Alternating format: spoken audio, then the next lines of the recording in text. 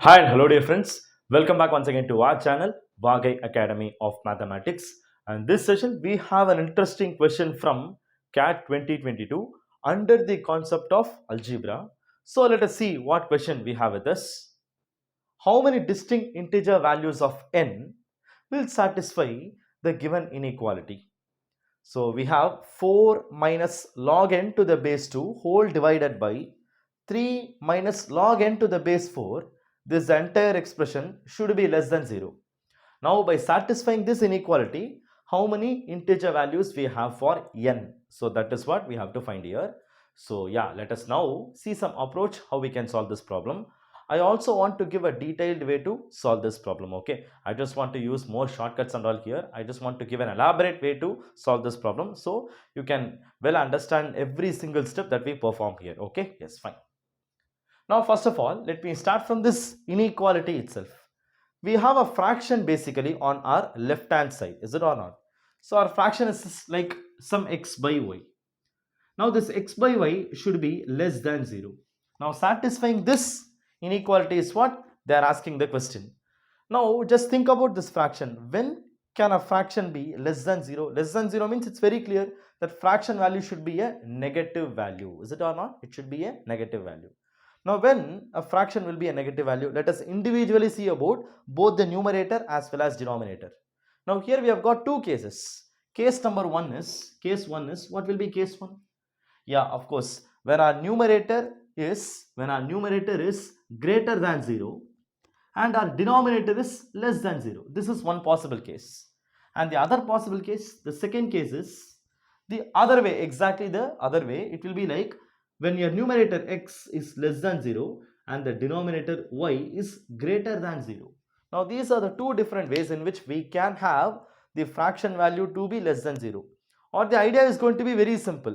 If at all I want my fraction to be less than 0, then both my numerator and denominator should be of opposite signs. That's a very simple idea. Okay, so first case I take numerator x greater than 0 and denominator is negative less than 0, and second case is numerator x is less than 0 and denominator y is greater than 0. That's it. Okay, now we are going to use these two cases only here to solve our problem also.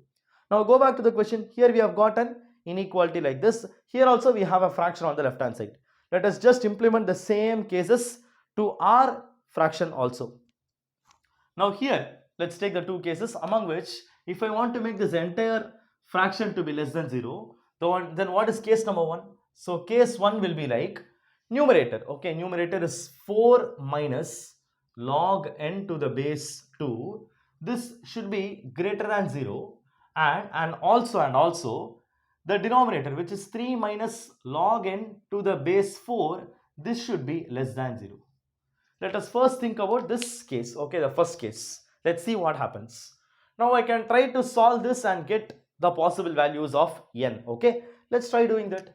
So first I can start from here. I'll take this. So here I will be getting 4. Let me bring this log term to the other side. So I will be getting 4 is greater than log n to the base 2. Fine? Yes. Now I have again an inequality. Now let me do a small thing. Okay, both the sides I will raise with 2's power. Okay, please listen carefully. Both the sides I will raise them to 2's power. Okay, now my left hand side will become 2 to the power 4 and my right hand side will become 2 to the power log n to the base 2. I hope you are able to understand. And now also this inequality will be holding. Why? Because I am raising to 2's power only. Because when a is greater than b, then definitely 2 power a will be greater than 2 power b. Why? Because this 2 is a, like what? It is a value which is more than 1 only. Okay, when we have a value less than 1 or negative only, we will be having a doubt, but this is 2 power only, so definitely this will be also holding true. So in that case I am raising with 2's power on both the sides. Now when I continue this, I will be getting what? I will be getting 2 power 4, 16 is greater than. Now what about right hand side? Right hand side I can cut this 2 power and log to the base 2. I will be having simply n.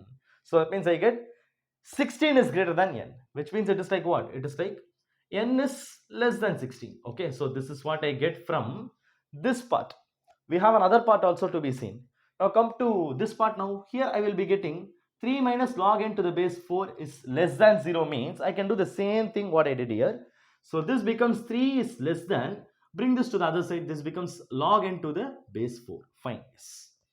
Now what next I can do is I can do the similar thing.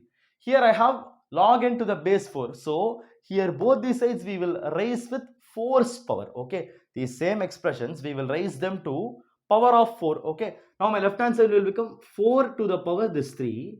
And right hand side will become 4 to the power of log n to the base 4. It will be still the same less than. Like how I used here, the same property here also I am using here.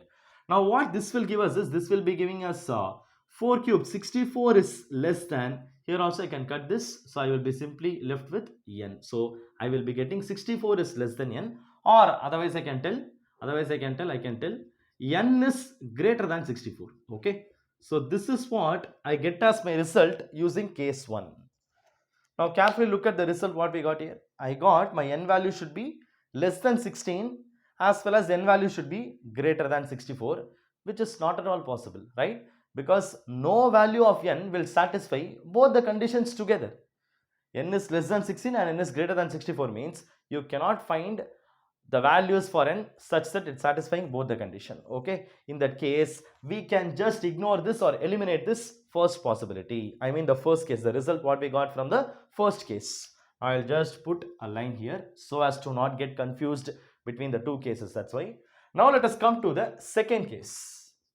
Now what about the second case? According to the second case, now our numerator will be less than 0. Okay, let's take the same expression. My numerator is once again 4 minus log n to the base 2.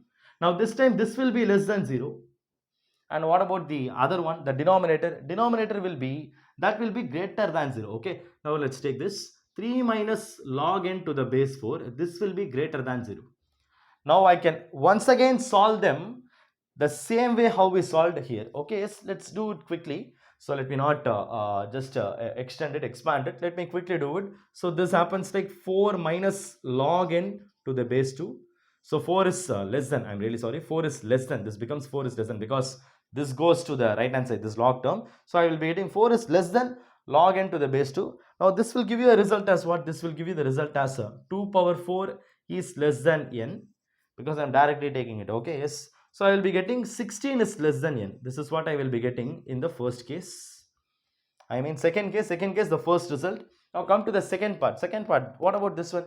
This also let's try to solve the same way. I will be getting here 3 is greater than log n to the base 4. Now when I raise force power both the sides, I will be getting 4 power 3 is greater than n, which means I will be getting this to be 64 is greater than n, or otherwise I can tell n is less than 64, right? Yes, fine. Now it is very clear. When I see the second case, I am getting the values of n which should satisfy these two inequalities. That means our 16 should be less than n and n should be less than 64. Now we can put this together. I can put this together, right? When I put it together, these two results what we got individually, when I put them together, I will be getting 16 is less than n is less than 64. That means n value, the integer values that n can take which satisfies this condition, this inequality will always hold this one also, will always satisfy this one also. That means case 2 is giving you properly the values of n. And now tell me what values that n can take. N can take values, we should take only integer values. Okay, 16 less than n less than 64. That means n should be between 16 and 64. Remember, we cannot even take these two extreme values. N cannot be 16, n can start from 17 only. So 17, 18, 19 and so on. Till what about the last value n can take? N can take up to 63, right?